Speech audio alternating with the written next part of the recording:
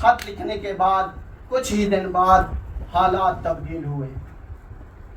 جناب امیر مسلم وہ جو 18,000 فوج کے سپہ سالار تھے، لحظے بعد وہی امیر مسلم کو کوئی ایسا رہنما نہیں مل رہا تھا جو کوفہ کی گلیوں میں رہنمائی کر سکے۔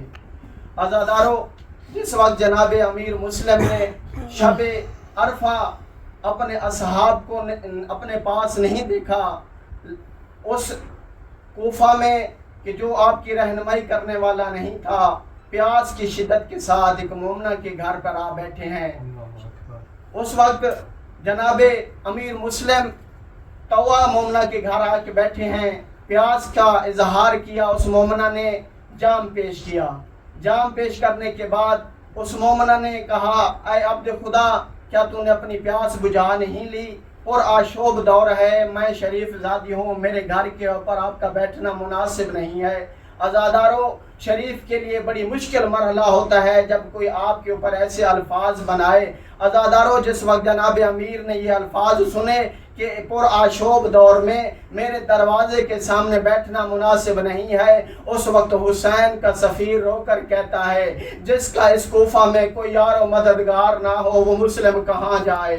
عزادارو، جس وقت اس مومنہ نے سنا، گستاخی کی معافی مانگی، کہا آپ مولا حسین کے سفیر ہیں، میرا گھر حاضر ہے، نہیں پڑتا اس مومنہ نے جناب امیر مسلم کی کیسے خدمت کی۔ عزادارو، صبح اذان ہوئی، جناب امیر مسلم نے اپنی زندگی کی آخری نماز ادا کی۔ نماز ادا کرنے کے بعد تعقیبات مصروف تھے۔ عزادارو، اس مومنہ کے گھر کا فوجیوں نے محاصرہ کرنا شروع کر دیا۔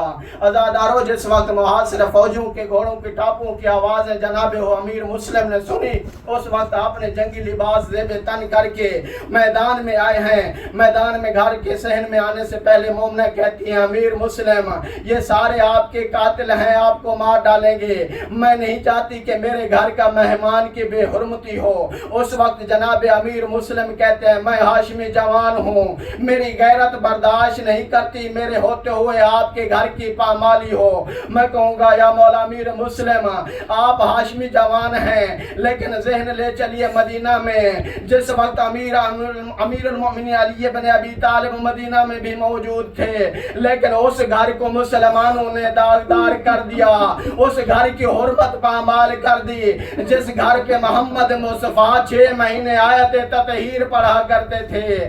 اجرکم اللہ، جس وقت جناب امیر مسلم میدان میں آئے، میدان میں آ کر عجب نہیں جناب امیر مسلم نے اس خیش کا اظہار کیا ہو، جب ہر طرف فوج اشکا پھیلی ہوئی تھی۔ میں کہوں گا، میدان کربلا اور کوفہ کے میدان میں بڑا فرق تھا۔ میدان کربلا میں ہر فوجی کے سامنے ایک فوجی آتا تھا، لیکن قربان جو امیر مسلم کی غربت پہ جناب امیر مسلم جس گلی سے گزرتے، کوئی جناب امیر مسلم کو نیزہ مارتا، کوئی جناب امیر مسلم کو چھپ کر وار کرتا۔ عزادارو، جس وقت جناب امیر مسلم جنگ لڑ رہے تھے، کوئی چھتوں کے اوپر پتھر پھینکتا ہے، کوئی چھتوں کے اوپر آگ کے انگارے پھینکتا ہے۔ عزادارو، جس وقت تاریخ میں یہ ملتا ہے، جناب امیر مسلم روز عرفہ طلوع آفتاب سے لے کے زوال آفتاب تک اپنے حسین مولا کا دفاع کیا ہے۔ عزادارو، اگر کرتا تو کب تک ایک ہاشمی دفاع کرتا؟ عزادارو، جس وقت جناب امیر مسلم جنگ کر رہے تھے، فوج اشکیا نے جناب امیر مسلم کو دھوکہ دیا، دھوکہ دے کے ان کو قید کر کے جناب امیر مسلم کو قیدی بنا کر ابن زیاد ملعون کے دربار میں لے گئے۔ جب جناب امیر مسلم کو دیکھا نا، ایک فوجی آگے بڑھ کے کہتا ہے، اے امیر مسلم، آپ ہمارے امیر کو سلام نہیں کیا۔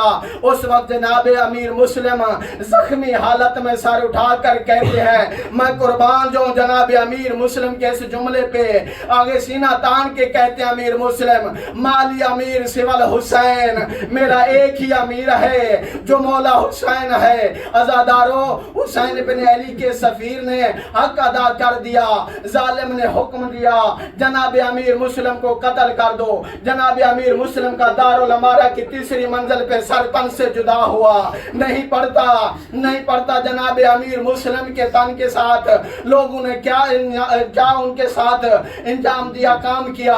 عزادارو، رسم و رواج ہے، اگر کوئی پردیسی پردیس میں مر جائے، اہل علاقہ اس کے پاس آ کر کہتے ہیں پردیسی ہے، اس کو کفن بھی دیتے ہیں، اس کے اہل خانہ کے پاس اس کی میت پہنچاتے ہیں۔ میں قربان جو امیر مسلم کی غربت پہ۔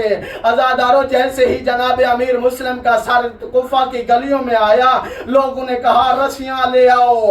عزادارو، امیر مسلم کی لاش کو اور ہانی بن عروہ کی لاش کے ٹانگوں میں رسیاں باندھ کر کوفہ کے کبھی اس بازار کبھی اس گلی میں بہلاتے رہے۔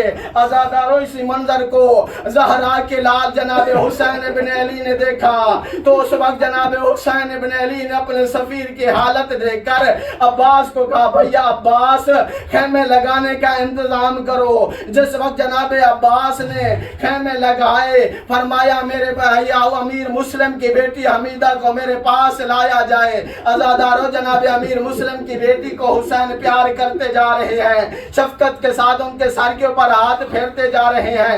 اسی منظر کو جناب سکینہ نے دیکھا۔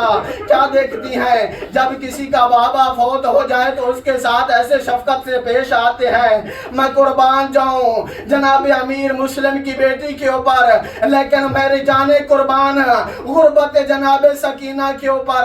اسی امید کے ساتھ جناب سکینہ بابا کی لاش پہ گئی تھی۔ ہائے غربت سکینہ، جناب سکینہ بابا کی لاش سے لپٹ گئی۔ شمر ملعون نے جناب سکینہ کے اوپر تماچیوں کی بارش کر دی۔ وَسَيَعْلَمُ الَّذِينَ ظَلَمُوا أَيَّ مُنقلب۔